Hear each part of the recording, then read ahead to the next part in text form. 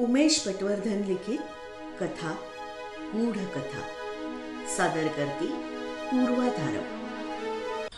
मला एक अफलातून गूढ कथा लिहायची होती, पण कितीही प्रयत्न केला तरी मला हवी तशी गूढ रम्यता, हवा तो थरार, तो काही माझ्या लेखनात येत नव्हता। वाचकांनी कथा वाचता वाचता भयचकित होऊन जावं आणि शेवट वाचून अचंबित व्हावं अशी माझी खूप इच्छा होती। नाही म्हणायला नुकतीच एक गूढ कथा यापूर्वी मी लिहिलीही होती।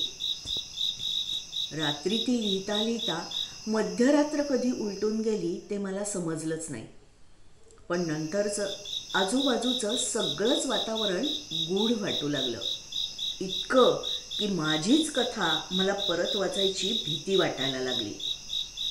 पण हेच सगळं मी सकाळी बसून लिहिलं असतं तर छे छे, त्यात काही मजा आली नसती। मग एकदा अचानक माझ्या डोक्यात एक कल्पना चमकली। अमावस्येच्या रात्री स्मशानात जाऊन एखादी कथा लिहिली तर? नुसत्या कल्पनेनेच माझ्या अंगावर रोमांच उभे राहिले। त्या वातावरणात जाऊन कशी होईल बरं आपली मनस्थिती? त्या ट्रान्समध्ये काय काय लिहिलं जाईल आपल्याकडून? काहीच अंदाज येत नव्हता। ही कल्पना प्रत्यक्षात आणण्याच्या विचाराने मात्र थोडी भीती वाटू लागली होती। पण सगळ्या शंका कुशंका निग्रहाने बाजूला सारून मी निघालोच, तेही अमावस्येच्या रात्री आणि स्मशानात। भूताखेतांच्या गूढ कथा लिहित असलो तरी माझा या गोष्टीवर अजिबात विश्वास नव्हता।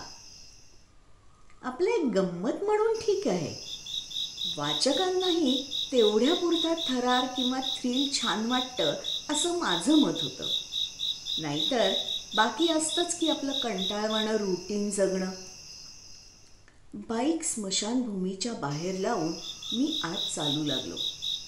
एक मोठा रस्ता लांबवर आत गेला होता। रस्त्याच्या दोन्ही बाजूला मोठी मोठी आणि उंचच उंच झाडं होती। थंडगार वारा सुटला होता। थंडी वाढत जाऊन दातांवर दात वाजू लागतील की काय असं वाटू लागलं होतं। मध्येच वाऱ्यानं ती मोठमोठाली झाडं विचित्र प्रकारे हलत होती। त्यांच्या पानांची सळसळ त्या गूढतेत अधिकच भर टाकत होती। मधूनच एखाद्या प्राण्याच्या विव्हळण्याचा आवाज येईल आणि मला दचकायलाच होईल। मिट्ट काळोख होता। टॉर्चच्या क्षीण उजेडात मी कसा बसा पुढे जात होतो। एकंदर अगदीच योग्य वातावरण तयार झालं होतं माझ्या कथेसाठी। आणि मला अचानक समोर तो दिसला, माझ्याकडे भराभर चालत येताना। लांबून ती आकृती माझ्याकडे येताना पाहून मला दरदरून घाम फुटला।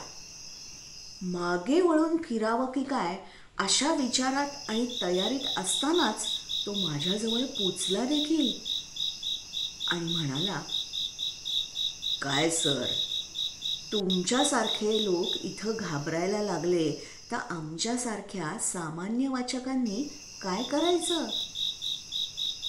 म्हणजे सर, तुमचं खूप साहित्य वाचलंय, खास करून तुमच्या गूढ कथा, आणि तुमच्या अरण्यरुदन कथेतला तो प्रसंग आठवतोय का तुम्हाला?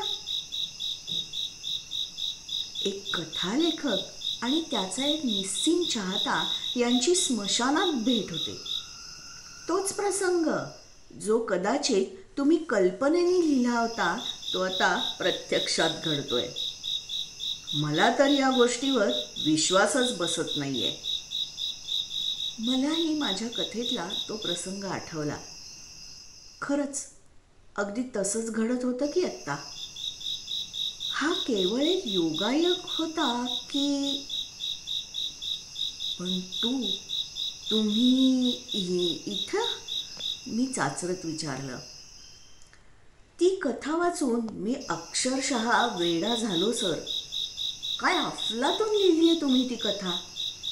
त्यातला तो प्रसंग खरा ठरेल या आशेनं मी कित्येक अमावस्या इथेच भटकत घालवल्या आहेत, तुम्हाला शोधत शोधत.